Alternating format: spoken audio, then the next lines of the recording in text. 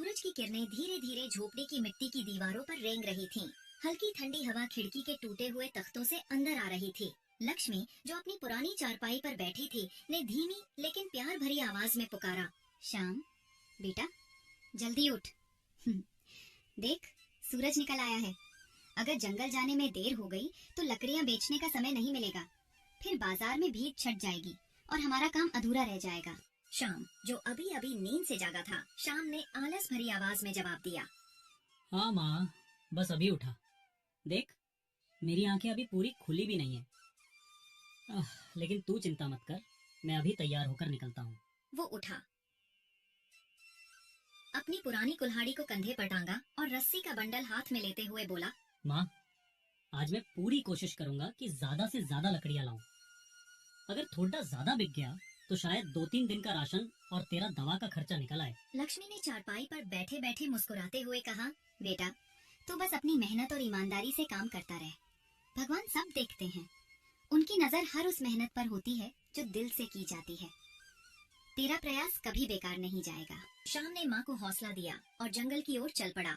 रास्ता शांत था। पेड़ों की छांव में पक्षियों की चहचहाहट गूंज रही थी। हवा में सुकून था और श्याम के मन में उम्मीद। वह सोच रहा था, अगर मैं आज थोड़ा और मेहनत कर लूं तो शायद माँ के लिए नई चटाई खरीद सकूं, शायद कुछ अच्छा राशन भी ला सकूं, और अगर किस्मत ने साथ दिया तो झोपड़ी की मरम्मत का भी कुछ इंतजाम हो जाए। तभी रास्ते में उसे गांव का साहूकार बलदेव मिला। बलदेव की हवेली गांव की सबसे बड़ी थी। उसकी मूछें हमेशा तनी रहती थी और उसका स्वभाव इतना कठोर था कि लोग उससे डरते थे। बलदेव ने श्याम को देखते ही अपनी मूछों पर ताव देते हुए पूछा, अरे श्याम, सुबह सुबह कहाँ चला जा रहा है? फिर वही जंगल, वही लकड़ियाँ काटने?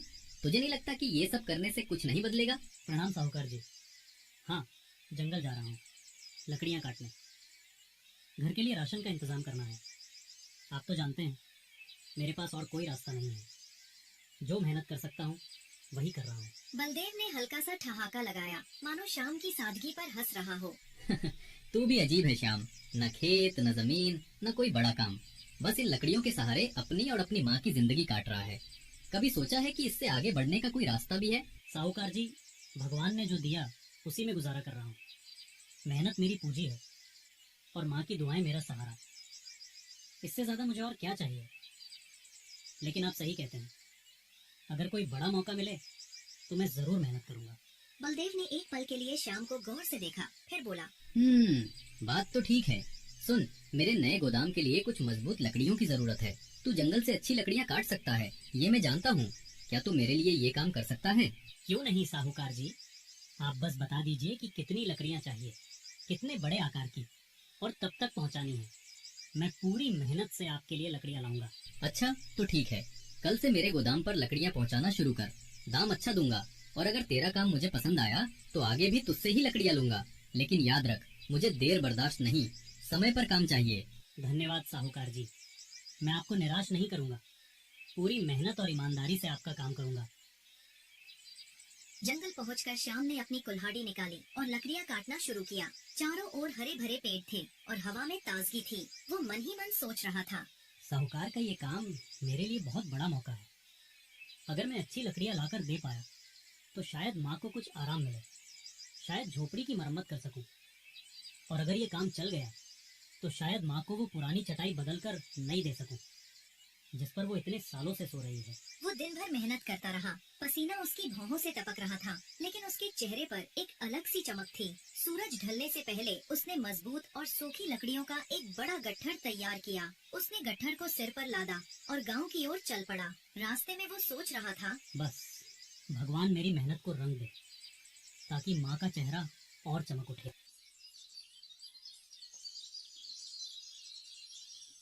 शाम को जब श्याम झोपड़ी के पास पहुंचा, लक्ष्मी बाहर उसका इंतजार कर रही थी। उसने शाम को देखते ही कहा, आ गया बेटा, आज बहुत देर लगा दी, थक गया होगा।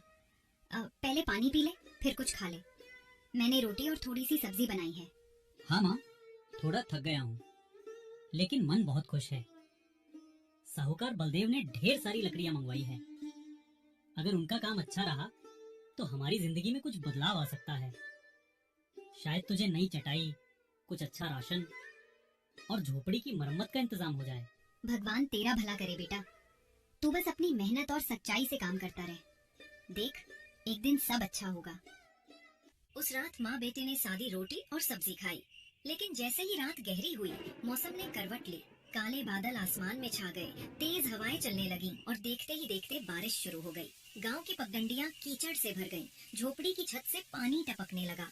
लक्ष्मी चारपाई पर लेटी थी, लेकिन ठंडी हवाओं ने उन्हें बीमार कर दिया। रात गहराते ही उनका शरीर तपने लगा। ओ श्याम बेटा, मेरा सिर बहुत भारी हो रहा है, लगता है बुखार चढ़ गया है। तुझे इतनी मेहनत करनी पड़ रही है और मैं यहाँ बीमार पड़ रही हूँ। माँ, ये क्या हो गया? तू चिंता मत कर, मैं अभी दवा लाता हूँ। बस तू थोड़ा हौसला रख। वो बारिश में भीगता हुआ बाहर निकल पड़ा। तेज बारिश ने उसे तरबतर कर दिया, लेकिन वो रुका नहीं। वो सीधे साहूकार बलदेव की हवेली पहुंचा और दरवाजा खटखटाया। बलदेव ने दरवाजा खोलते हुए गुस्से में पूछा, कौन है इस वक्त? ये आधी रात को कौन परेशान करने आया? साहूकार जी, मैं श्याम। माँ को तेज बुखार हो गया है। घर में ना दवा है ना पैसा। मुझे कुछ पैसे उधार चाहिए। मैं आपका हर पैसा मेहनत से लौटाऊंगा। पैसे? सुन श्याम, मैं बिना ब्याज के पैसे नहीं देता। अगर तू ब्याज सहित पैसे लौटाने को तैयार है तो बोल, वरना मेरे पास फालतू बातें सुनने का समय नहीं है। साहूकार जी, मैं गरीब आदमी हूँ, ब्याज कैसे चुकाऊंगा? मेरी माँ बीमार है। अगर मुझे थोड़ा समय मिल जाए तो मैं मेहनत करके आपका पैसा लौटा दूंगा। तो फिर भूल जा पैसे। मुझे रहम की बातें सुनने की आदत नहीं। या तो मेरी शर्त मान या फिर यहाँ से निकल। ठीक है साहूकार जी, आपकी शर्त मान लेता हूँ। बस मुझे कुछ पैसे दे दीजिए ताकि मैं माँ की दवा ला सकूं। बलदेव ने कुछ रुपए निकाले और शाम को थमाए। याद रख, समय पर ब्याज सहित पैसे लौटाना, वरना तुझे पता है मेरा रौब, मैं गांव में किसी को नहीं छोड़ता। धन्यवाद साहूकार जी, मैं मेहनत करके आपका पैसा लौटाऊंगा। बस आप मेरी माँ के लिए दुआ करें। वो बारिश में फिर से भीगता हुआ वैद्य रघु की झोपड़ी की ओर दौड़ा। वैद्य रघु के घर पहुंचते ही श्याम ने आवाज लगाई, वैद्य जी, जल्दी बाहर आई। वैद्य रघु हाथ में लालटेन लिए हुए बाहर आया। अरे श्याम, इस तूफान में यहाँ क्या हुआ बेटा? वैद्य जी, माँ को तेज बुखार है, उनका शरीर तप रहा है। कृपया कोई दवा दे दीजिए, वरना उनकी हालत और बिगड़ जाएगी। रुक, मैं अभी जड़ी बूटियाँ तैयार करता हूँ। वैद्य ने जल्दी से एक थैली में जड़ी बूटियाँ भरी और श्याम को दी। हर 4 घंटे में ये दवा देना, बुखार उतर जाएगा। और हाँ, लक्ष्मी को गर्म कपड़े पहना कर रखना, ठंडी हवा से बचाना। श्याम ने पैसे दिए और दवा लेकर घर लौटा। उसने माँ को दवा दी और पानी पिलाया। कुछ देर बाद लक्ष्मी का बुखार कम हुआ। बेटा, अब थोड़ा बेहतर लग रहा है। तूने इतनी बारिश में दवा लाकर मेरी जान बचा ली।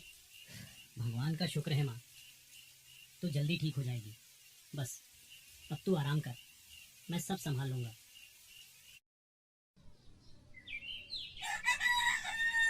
अगली सुबह लक्ष्मी थोड़ा बेहतर थी, लेकिन शाम रात की थकान से चूर था। लक्ष्मी ने पूछा, बेटा, ये दवा और पैसे तूने कहाँ से लाए? हमारे पास तो कुछ भी नहीं बचा था। माँ, साहूकार बलदेव से उधार लिया, लेकिन उन्होंने ब्याज की शर्त रखी है। मुझे नहीं पता था कि और क्या करूं। तेरा बुखार देखकर मेरा दिल घबरा गया था। बेटा, ब्याज का कर्ज गरीब को और डुबो देता है। साहूकार का ब्याज चुकाना आसान नहीं।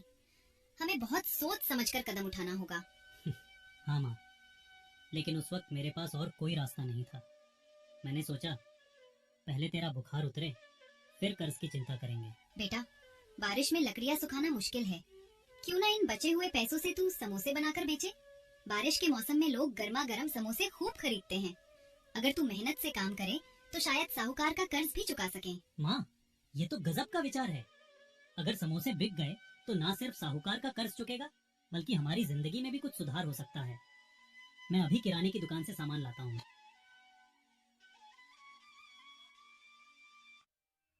शाम गांव की किराना दुकान पर गया। दुकानदार गोपाल ने हंसते हुए कहा, अरे श्याम, अब लकड़ियाँ छोड़ समोसे बनाएगा? ये क्या नया धंधा शुरू करने जा रहा है? हाँ गोपाल भाई, वक्त बदलने के लिए कुछ नया तो करना पड़ेगा। मेहनत से डर नहीं लगता। बस थोड़ा सामान चाहिए, कुछ उधार में लिख लो। ठीक है श्याम, तू ईमानदार है, तुझे उधार दे दूंगा। शाम ने बेसन, तेल, मिर्च और मसाले लिए घर लौट आया। लक्ष्मी और श्याम ने मिलकर समोसे बनाए। झोपड़ी में स्वादिष्ट खुशबू फैल गई। माँ, ये समोसे तो लाजवाब बने हैं। लगता है बाजार में लोग इन्हें जरूर पसंद करेंगे। हाँ बेटा, अब इन्हें बाजार ले जा और ईमानदारी से बेच। भगवान तेरा साथ देंगे। शाम ने समोसे टोकरी में सजाए और बाजार की ओर चल पड़ा। बाजार में भीड़ थी। उसने सड़क किनारे एक जगह चुनी और जोर से आवाज लगाई, गर्मा गर्म समोसे, ताजे और स्वादिष्ट समोसे, लो भाई लो। कुछ लोग रुके, लेकिन पास ही रवि का ठेला था जो सालों से समोसे बेच रहा था। रवि ने शाम को देखा और मन ही मन चिढ़ गया। ये लकड़हारा अब मेरे सामने समोसे बेचेगा, इसकी हिम्मत कैसे हुई? रवि ने अपने दो दोस्तों को इशारा किया। वे शाम की टोकरी के पास गए। अरे श्याम, तू अब समोसे बेच रहा है? चल जरा हमें भी खिला। लीजिए भाई, ताजे समोसे हैं, मेहनत से बनाए हैं, जरूर पसंद आएंगे। उन्होंने एक एक निवाला लिया और तुरंत चेहरा बिगाड़कर समोसे जमीन पर फेंक दिए। अरे ये क्या बनाया है? बिल्कुल बेस्वाद, न नमक है न मसाला, ये तो खाने लायक नहीं। ऐसा कैसे हो सकता है? मैंने तो माँ के साथ मिलकर इतनी मेहनत से बनाए, मसाले भी ताजे डाले थे। रवि दूर से ये देखकर मन ही मन हंस रहा था। हाँ, यही होता है जब कोई मेरे सामने टक्कर लेने की कोशिश करता है। लोग धीरे धीरे रवि के ठेले की ओर बढ़ने लगे। चलो रवि के समोसे ही खाते हैं, वही लाजवाब है। शाम अकेला अपनी समोसे की टोकरी लिए रह गया और निराश होकर वो घर लौटा। क्या हुआ बेटा, समोसे नहीं बिके? माँ, सबने मेरे समोसे बेस्वाद कहकर फेंक दिए, सारा पैसा बर्बाद हो गया। अब साहूकार का कर्ज कैसे चुकाएंगे? बेटा, शुरुआत में मुश्किलें आती हैं। लोग नए को अपनाने में वक्त लेते हैं, लेकिन भगवान कोई ना कोई रास्ता दिखाएंगे। तू हिम्मत मत हार। उसी वक्त झोपड़ी के बाहर से एक कड़क आवाज गूंजी। श्याम, बाहर निकल। साहूकार बलदेव अपने दो नौकरों के साथ दरवाजे पर खड़ा था। उसकी मूछें तनी हुई थीं और चेहरा गुस्से से लाल था। श्याम और लक्ष्मी बाहर आए। साहूकार जी प्रणाम। मुझे पता है आप पैसे मांगने आए हैं, लेकिन अभी मेरे पास कुछ नहीं है। मैंने समोसों के काम में सारा पैसा लगा दिया, पर काम नहीं चला। मुझे क्या, तूने पैसे लिए, ब्याज की शर्त मानी, अब हिसाब दे वरना ये झोपड़ी मेरी। मैंने तुझे पहले ही कहा था, मेरे साथ मजाक नहीं। साहूकार जी, मेरे बेटे पर रहम करें, वो मेहनत कर रहा है, बस उसे थोड़ा समय दे दीजिए। मुझे रहम की बातें मत सुना। तेरे बेटे ने समय पर पैसे नहीं दिए तो ये झोपड़ी अब मेरी। सामान निकालो और बाहर निकलो। बलदेव के नौकरों ने झोपड़ी में घुसकर बर्तन, कपड़े और चारपाई बाहर फेंकना शुरू कर दिया। शाम ने गिड़गिड़ाया। साहूकार जी, मेरी माँ बीमार है, हम कहाँ जाएंगे? ये तेरी समस्या है, तू जाने और तेरा काम। गांव वाले ये तमाशा देखने इकट्ठा हुए, लेकिन बलदेव के डर से कोई आगे नहीं आया। श्याम और लक्ष्मी ने अपना सामान समेटा और गांव से बाहर की ओर चल पड़े। रात गहराते ही वे नदी किनारे पहुँचे। वहाँ घास और बांस के झुरमुट थे। श्याम ने कहा, माँ चिंता मत कर, भगवान हमारे साथ हैं। हम यहीं एक छोटी झोपड़ी बना लेंगे। हाँ बेटा, तू सही कहता है। मेहनत और सच्चाई कभी बेकार नहीं जाती। हमें बस अपने विश्वास को बनाए रखना है। दोनों ने मिलकर बांस, पत्ते और सूखी टहनियाँ इकट्ठा की। रात तक उन्होंने एक छोटी सी कच्ची झोपड़ी तैयार कर ली। देख माँ, ये छोटी सी छत भी हमारे लिए किसी महल से कम नहीं। बेटा, तू मेरी ताकत है। तेरा हौसला ही मेरा सबसे बड़ा सहारा है।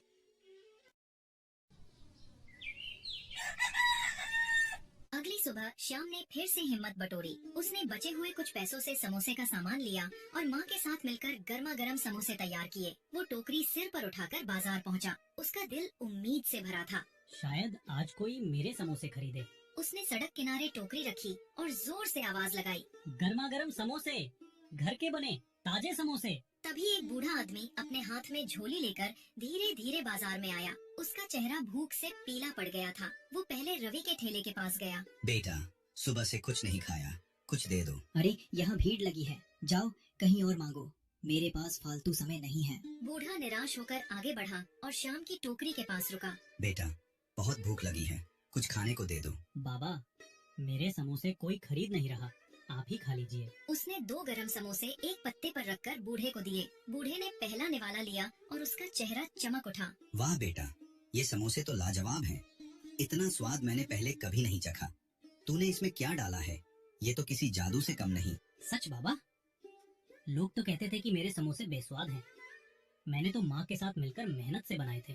अरे, जो कहते हैं वो झूठ बोलते हैं। तू खुद खाकर देख। श्याम ने हिचकिचाते हुए एक समोसा खाया। अरे, ये तो वाकई स्वादिष्ट है। उसकी आंखों में खुशी और हैरानी थी। बूढ़ा मुस्कुराया और अपनी झोली से एक छोटी सी पुड़िया निकालकर श्याम को दी। बेटा, ये एक खास जड़ी बूटी है, इसे अपने समोसों में डालना। इसका स्वाद तेरे समोसों को और निखारेगा, लेकिन याद रख, इसे सिर्फ नेक काम के लिए इस्तेमाल करना। बाबा, आप कौन हैं?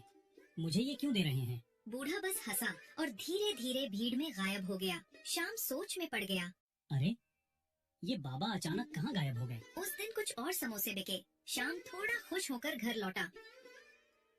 माँ, आज कुछ समोसे बिक गए और एक बाबा ने मुझे ये जड़ी बूटी दी। कहते हैं इससे समोसे और स्वादिष्ट होंगे। बेटा, शायद वो भगवान का भेजा दूत था। उनकी बात को गंभीरता से लेना। अगली सुबह श्याम फिर किराना दुकान गया। गोपाल भाई, कुछ और सामान चाहिए, बाकी पैसे उधार लिख लो। ठीक है श्याम, तू ईमानदार है, तुझे उधार दे दूंगा। घर लौटकर श्याम और लक्ष्मी ने समोसे बनाए। श्याम ने बाबा की दी हुई जड़ी बूटी मसाले में मिलाई। अचानक झोपड़ी में एक अनोखी खुशबू फैल गई। श्याम ने उत्साह से कहा, माँ, ये सुगंध तो जादुई है। हाँ बेटा, अब तेरे समोसे जरूर बिकेंगे। श्याम टोकरी लेकर बाजार पहुंचा। समोसों की खुशबू हवा में फैलते ही लोग रुकने लगे। एक व्यक्ति ने पूछा, अरे, ये कैसी खुशबू है? जरा एक समोसा देना। श्याम ने मुस्कुराते हुए समोसा दिया। उसने खाया और चिल्लाया, वाह, ऐसा स्वाद तो कहीं नहीं मिला। भाई, 2 और देना। ये तो मुंह में घुल रहा है। धीरे धीरे लोग इकट्ठा होने लगे। ये समोसे तो लाजवाब है। भाई, मुझे भी 4 समोसे पैक कर दो। भीड़ बढ़ती गई। श्याम पसीने से तरबतर होकर भी खुशी खुशी समोसे परोसता रहा। उधर रवि अपने खाली ठेले पर गुस्से से देख रहा था। ये लकड़हारा अचानक समोसे का बादशाह कैसे बन गया? जरूर कोई चाल है। शाम तक श्याम के सारे समोसे बिक गए। वो खुशी से घर लौटा। माँ, आज सारे समोसे बिक गए। लोग तारीफ करते नहीं थक रहे थे। देखा बेटा, भगवान मेहनत का फल जरूर देते हैं। अगले दिन सुबह श्याम फिर जड़ी बूटी मिलाकर समोसे तैयार करके बाजार गया। खुशबू फैलते ही भीड़ जुट गई। वही समोसे वाला आ गया, जल्दी लो वरना खत्म हो जाएंगे। उधर रवि का ठेला खाली पड़ा था। वो चिढ़कर बोला, इसके समोसे में जरूर कोई राज है। रातों रात इसका समोसा इतना स्वादिष्ट कैसे हो गया? कुछ महीनों में श्याम की मेहनत रंग लाई। उसने सड़क किनारे से हटकर एक छोटी सी दुकान खोल ली। दुकान पर ग्राहकों की कतार लगी रहती। भाई, 2 प्लेट समोसे देना और चटनी ज्यादा डालना। लोग चिल्लाते। लक्ष्मी दुकान के कोने में बैठकर बेटे को गर्व से देखती। एक दिन श्याम कमाई का बड़ा हिस्सा लेकर बलदेव की हवेली गया। साहूकार जी, ये आपके सारे पैसे, ब्याज सहित। अब मेरी झोपड़ी मुझे वापस कर दीजिए। श्याम, मुझे शर्मिंदगी है। मैंने लालच में तुझ पर जुल्म किया। तूने मेहनत और सच्चाई से अपनी तकदीर बदली। मैं माफी मांगता हूँ। जा, तेरा घर अब तेरा है। धन्यवाद साहूकार जी। श्याम घर लौट आया। लक्ष्मी की आंखों में खुशी के आंसू थे। उधर रवि की जलन बढ़ती जा रही थी। एक रात जब श्याम दुकान बंद करके समोसे की तैयारी कर रहा था, रवि ने खिड़की से झांका। श्याम ने जड़ी बूटी का डिब्बा निकाला और मसाले में मिलाया। रवि की आंखें चमक उठीं। यही है वो राज। रात को जब श्याम और लक्ष्मी सो गए, रवि चुपके से उनकी झोपड़ी में घुसा और जड़ी बूटी का डिब्बा चुरा लिया। अब देखता हूँ कि शाम के समोसे कैसे बिकते हैं।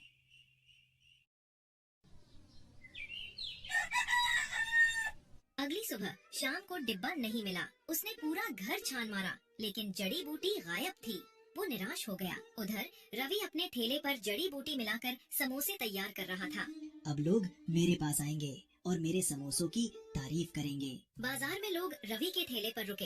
एक ग्राहक ने समोसा लिया, सूंघा और चेहरा बिगाड़ लिया। ये कैसी गंध है, अजीब सी। उसने निवाला लिया और तुरंत थूक दिया। अरे, ये तो कड़वा है। क्या डाला है इसमें? रवि घबरा गया। उसने खुद एक समोसा खाया और खांसने लगा। ये तो बेकार है। शाम के समोसे कैसे इतने स्वादिष्ट थे?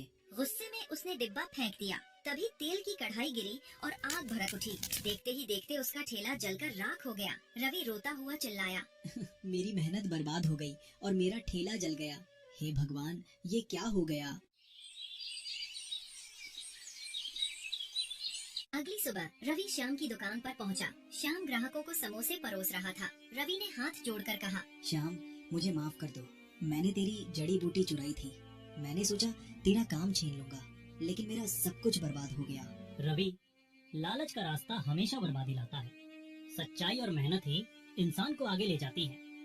मैं तुझे माफ करता हूँ, लेकिन अब मेहनत से काम कर। अगर तू चाहे तो मेरे साथ मेहनत कर सकता है। हाँ श्याम, ये मेरी सबसे बड़ी सीख है। श्याम की दुकान दिन ब दिन फलती फूलती गई। उसने न केवल साहूकार का कर्ज चुकाया, बल्कि अपनी माँ के लिए एक पक्का मकान भी बनवाया। गांव में उसकी मेहनत और सच्चाई की मिसाल दी जाने लगी। और हाँ, उसके समोसों की खुशबू आज भी बाजार में गूंजती थी, जो मेहनत और ईमानदारी का स्वाद लिए थी।